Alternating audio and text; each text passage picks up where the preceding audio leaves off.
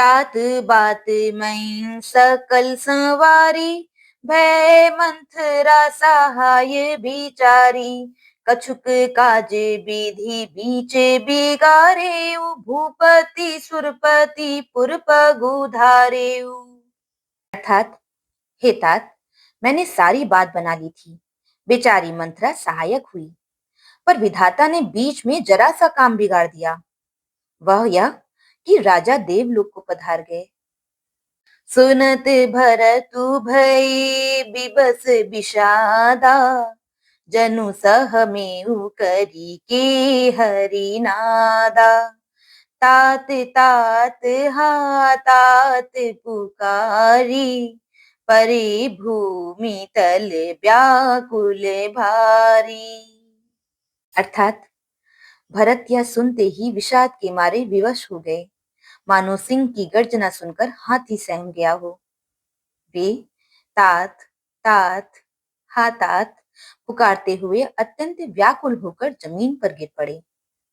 चलत न देखन पायं तोहि, तात न राम सौंपेहु मोहि। बहुरी धीरे धरी उठे संभारी, कहु पितु मरन हेतु महतारी। अर्थात, और विलाप करने लगे कि हे तात, मैं आपको स्वर्ग के लिए चलते समय देख भी ना सका। हाय, आप मुझे श्री राम जी को सौंप भी नहीं गए।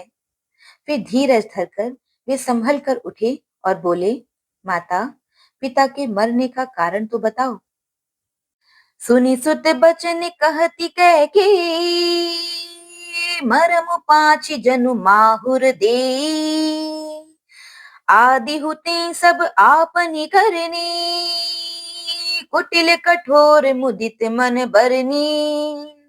अर्थात, पुत्र का वचन सुनकर कैकेयी कहने लगी, मानो मर्म स्थान को पाँच कर यानी चाकू से चीरकर उसमें जहर भर रही हो। कुटिल और कठोर कैकेयी ने अपनी सब करनी शुरू से आखिरी तक बड़े प्रसन्न मन से सुना दी।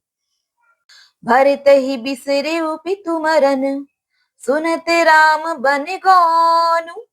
हेतु अपन पहुजा निज, थकित रहे धरि मौनु।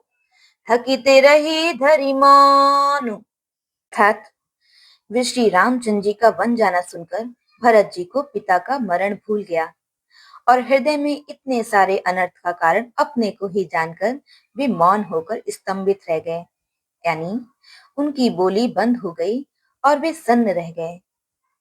बोलो सियावर रामचंद्र जी की जय।